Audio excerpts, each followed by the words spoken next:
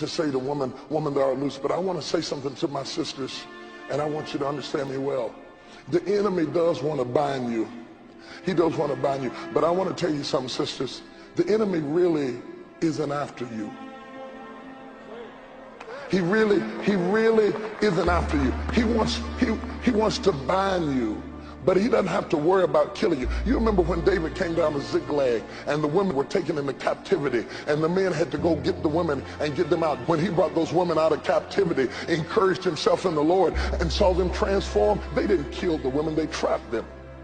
And all through the Bible talks about women being trapped, talks about silly women being trapped, because the enemy wants to trap women, but he wants to kill men. So to the woman, we are talking about woman thou art loose, but when it comes to the man, we are fighting for our lives because the devil wants to kill men. You know why? I want you to understand what's going on, sister. The enemy knows that if he kills your man or your son or your father, he doesn't have to kill you. You'll spend the rest of your life with your heart broken over who fell apart, who didn't love you, who didn't raise you, who didn't turn out like you thought, who wasn't there for you. He'll break your heart with what he does to your son and what happened to your father or what happened to your husband or your boyfriend, and he'll break your back as you carry weight that you were never built to carry because you had no man to stand by your side. And he'll seek to terminate and destroy the life of men because he knows he gets 2 for 1. When he gets the man, he gets you too. That's why in the book, in the Bible, it talks about in the King James Version to destroy everyone that pisses against the wall. It means to destroy everything that stands up when it urinates. The devil is after men. That's why when Moses was born, there was a decree made by Pharaoh to destroy every male child under 2 years old. He didn't wait till they got old. He started out early wanting to kill them lest they become kings and giants and enter into their destiny. Men are on the hit list of hell.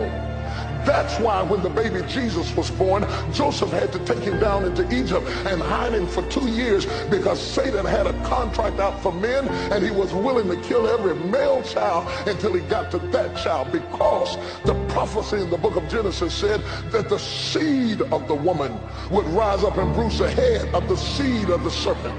My sister, he's not after you, he's after your seed. Well, what seed does the woman have? The woman's seed is her son.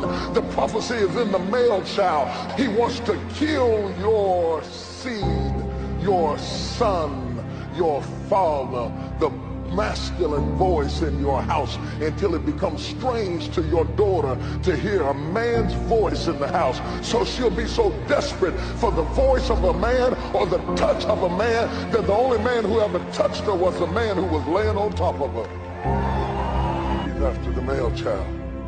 That's why male children die of crib death more readily than women. More male stillborns than female.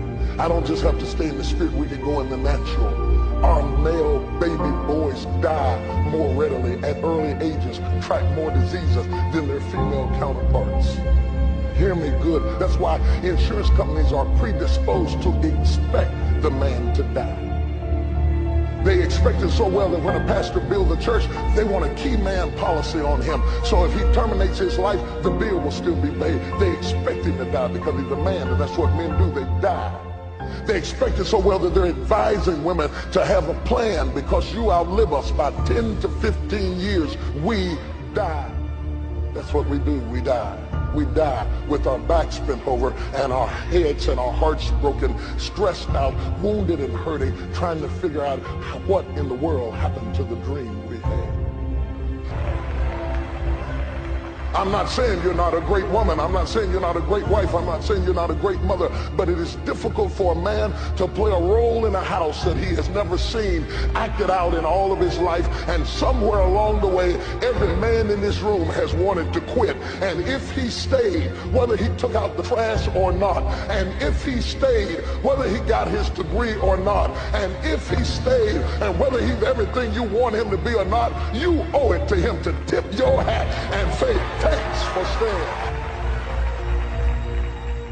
Because the good man is so hunted by Satan and sickness and diseases and heart attacks and cancers and curses and rejections and perversions that a good man is almost extinct. We have got to fight back.